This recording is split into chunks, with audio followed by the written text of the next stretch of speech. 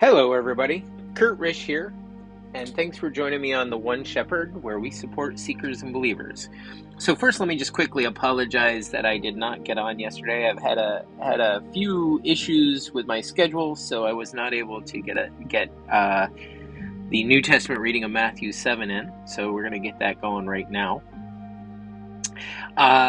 So Matthew chapter 7 is the last chapter in which Jesus is finishing or wrapping up the Sermon on the Mount. It's a pretty amazing chapter. There's a lot of good stuff to unpackage in here.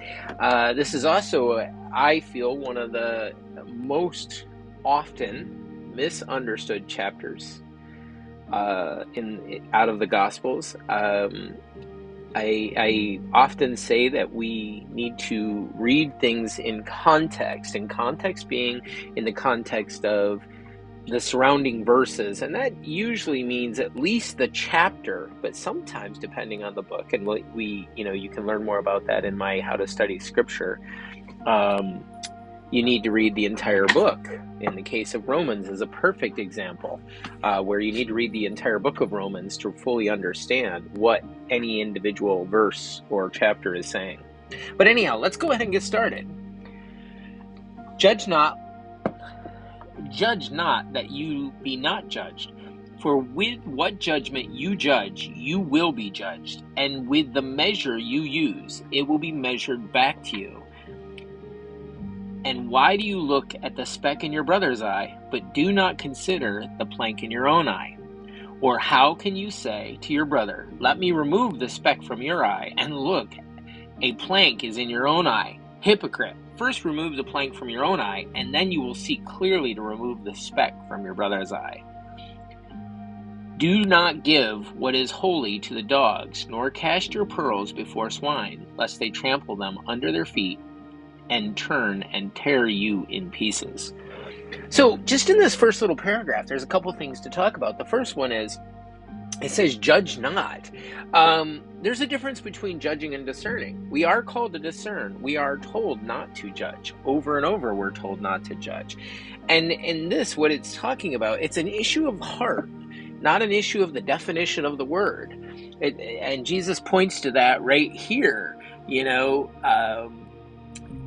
He points out the fact that you have a plank in your eye, your brother has a speck of dust, but you need to remove the plank so you can see clearly to remove the speck from your brother's eye. So in other words, what Jesus is saying is, we don't sit in judgment of somebody, sit above somebody, because we all have lots of sin. And he's also saying it's an issue of our heart. How can we help somebody else if we have not saw to it and come to Christ and are serving Christ and dealing with our own sins? And notice it says, you will be judged by how you judge. Christ in the previous chapter just said about forgiveness. So this is an issue of discerning, in the sense of we are called to discern about what people are doing, to discern people's actions, and discern what believers say, and even be careful at times. But we're not to sit in judgment on them. Only God gets to judge. All right, let's keep going. We're now resuming with verse 7. Ask and it will be given to you. Seek and you will find. Knock and it will be open to you. For everyone who asks receives, and he who seeks finds, and to him who knocks it will be opened. Or what man is there among you who, if his son asks for bread, will give him a stone? Or if he asks for a fish, will give him a serpent? If you then, being evil, know how to give good gifts to your children, how much more will your Father who is in heaven give good things to those who ask him? Therefore, whatever you want men to do to you, do also to them, for this is the law and the prophets. Okay, so here again, a lot to unpack. We're going to do it quickly. Ask and it will be given. Seek and you will find. Knock and it will be open.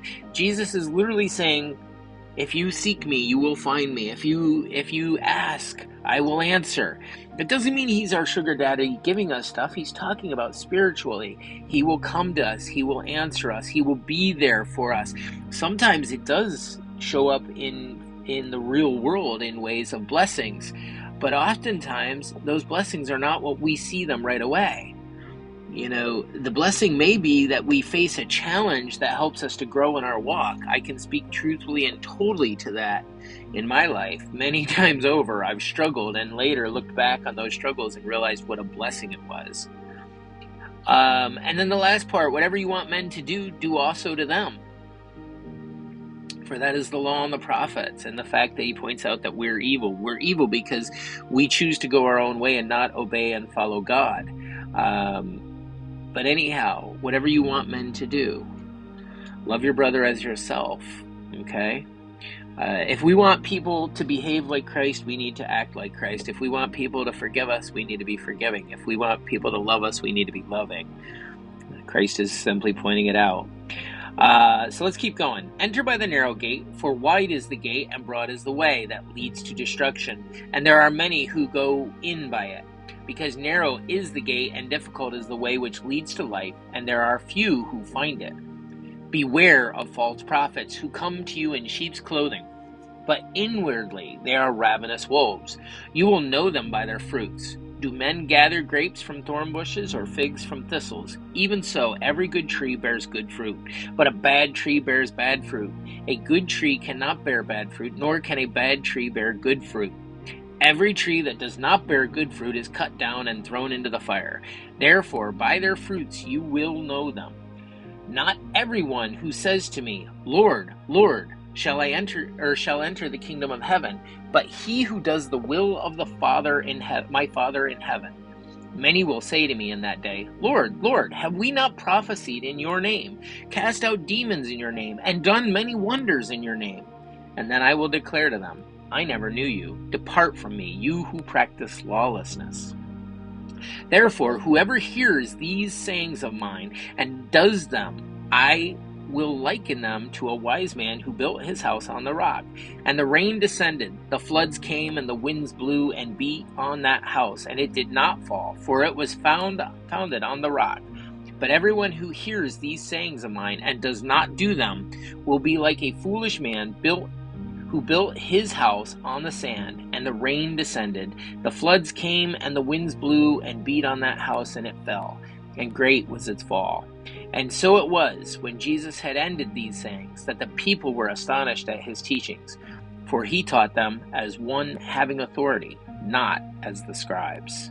All right, guys, so we're going to back up just real quick in this wrap-up and talk about, unpackage what we just read. Starting here with verse 13, enter by the narrow gate. Jesus says the way to God, the way to Christ, is a narrow path. He defines it clearly. Okay? It's not the path of the world. Many will be led astray. And the important thing is this next part, verse 15, beware of false prophets who come in sheep's clothing, but inwardly they are ravenous wolves. They will appear as us. They will appear to have the same struggles. They may appear as a teacher of Christ. In fact, he points to that. Many will say to me in that day, Lord, Lord, have we not prophesied in your name, or cast out demons in your name, and many wonders in your name? He's saying they're going to be able to do things. They're going to have spiritual gifts. They may even be able to talk Scripture. Remember, Satan knows Scripture as well as the rest of us. He doesn't believe it all, and he uses it and manipulates it. But he does know Scripture better than us. Okay?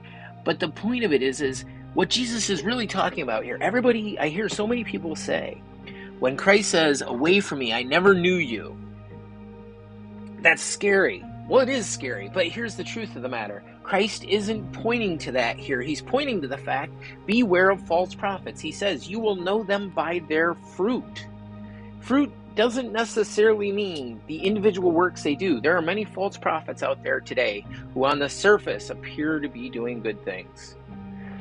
And they, in some cases, are doing good things, donating, helping people in some ways. But if they're teaching people things that are contrary to Scripture, and notice I said contrary to Scripture. If I'm teaching things contrary to Scripture, don't listen to me.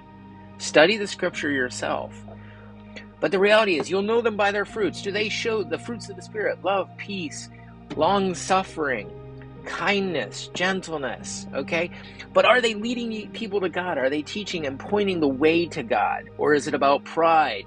Are they humble, in other words? Because that's one of the fruits of the Spirit, okay? You will know them by their fruits. So you need to know the fruits of the Spirit. If you don't know where they are, that's in Galatians 5 that it's talked about. Christ actually talks about it in a few spots. It's just Galatians 5 is the one that everybody points out, because this is where Paul was called by God to point directly to the different fruits of the Spirit. So guys, the singular, most important part of this message isn't away from me, I never knew you. It isn't that we can somehow accidentally not be following Christ if we're truly seeking. Knock and I will answer. Seek and you will find. Okay? If we're truly seeking Christ, we will find Christ. There are Christians in pretty much every Christian denomination out there, and there's also non-believers out there. The reality is, guys, that what Christ is pointing to here is beware of people that are going to lead you astray. Study the Scripture, know the Scripture, so that you know when they're lying to you, okay, or when they're misleading you. Maybe they're not doing it on purpose. The key here is be aware that there is and are false prophets out there, and pay attention to their fruits. On the surface, they may be talking Scripture, they may be telling you to follow Jesus, but pay attention to what they're really calling you to do. Anyhow, guys, thanks for listening. That's it for Matthew chapter 7. I will also be getting up Matthew 8 later today. In the meantime, have a great day and God bless.